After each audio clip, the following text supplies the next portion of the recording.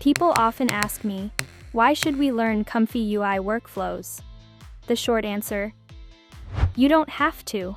But if you skip it, you'll miss out on the fun of crafting those custom features. Inpainting is all about flexibility. Instead of re-rendering the whole image, you can zoom in and adjust just the parts that need it.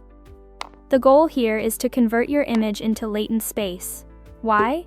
Because it simplifies the data, letting the AI focus on specific areas without messing with the rest. Start with a basic image-to-image workflow. If you're new to this, check out this video where I've already covered the basics. To start, you'll need to add the latent noise mask node. This is where the magic happens. The mask acts like a guide, telling the AI which areas to adjust and which ones to leave alone.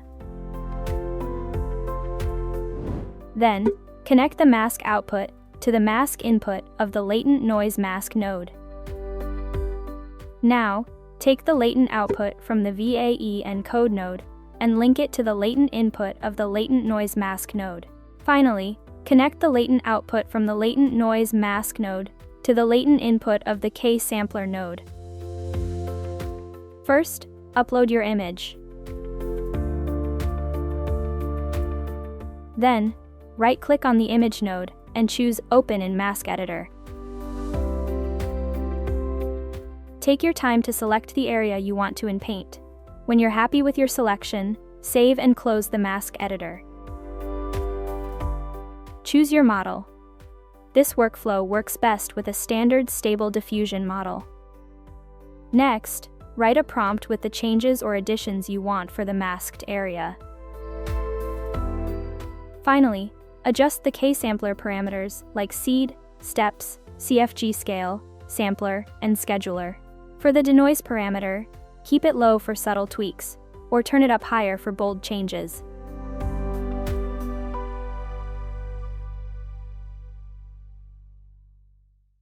Let's level up with Inpainting using an Inpaint model.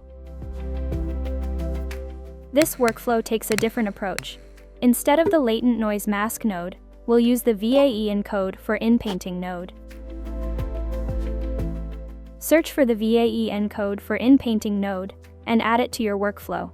This method directly links the mask to the latent image, simplifying the process and enhancing efficiency.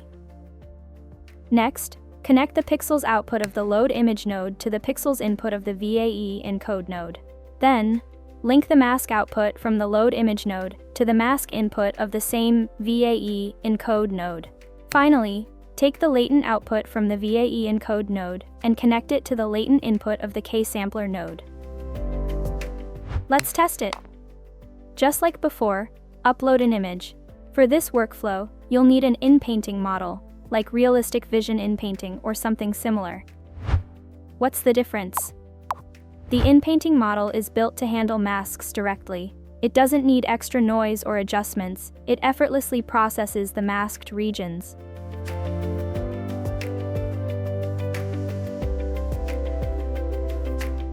The rest of the workflow stays the same, but here is a key tip. Set the denoise strength to 1.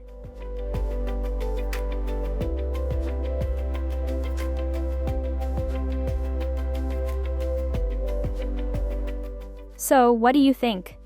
Feel free to drop your thoughts in the comments. Both workflows we explored have their own little quirks. Standard models might have trouble with high denoising strength, and inpainting models can struggle when the denoising strength is too low. The solution? ControlNet Inpainting. The setup is much like any other ControlNet workflow, meaning you'll need to add the Load ControlNet model node and the Apply ControlNet node to your workflow. The key difference is that you'll need to add the Inpaint preprocessor node. This node handles both the pixel image and the Inpaint mask, making the process more streamlined. Start by linking the image output from the Load Image node to the image input of the Inpaint preprocessor node. Then, connect the image output from the Inpaint preprocessor node to the input of the Apply ControlNet node. And as always, make sure each connection lines up with the correct port type and color to avoid any errors.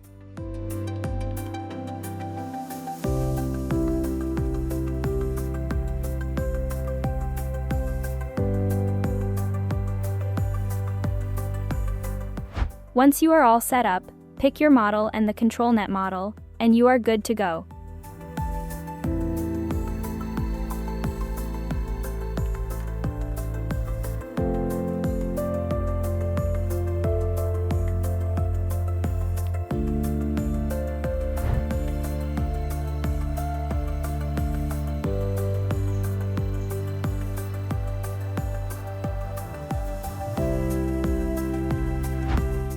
The final workflow we'll cover is automatic inpainting to fix faces. You can start with either a text-to-image or image-to-image workflow. The key component here is the Face Detailer node, which handles the inpainting process for faces. First, double-click on the workspace and search for the Face Detailer node. Add it to your workflow. Next, connect the input and output of the Face Detailer node to the rest of your workflow.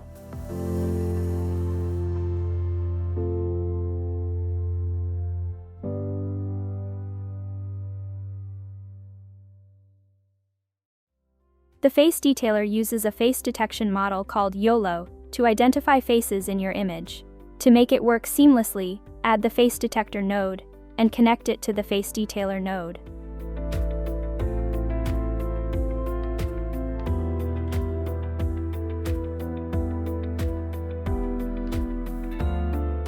Finally, add a Save Image node to ensure your processed image is saved.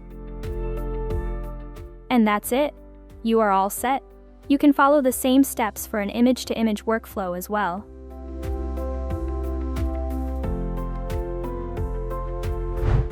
Well, as you can see, here are two images shown generated with the face enhancer and one without. The difference is pretty clear. And that's it. All the inpainting workflows, endless possibilities. Which one will you try first? Let me know in the comments. And don't forget to like and subscribe for more creative tips. Love you all, and see you in the next one.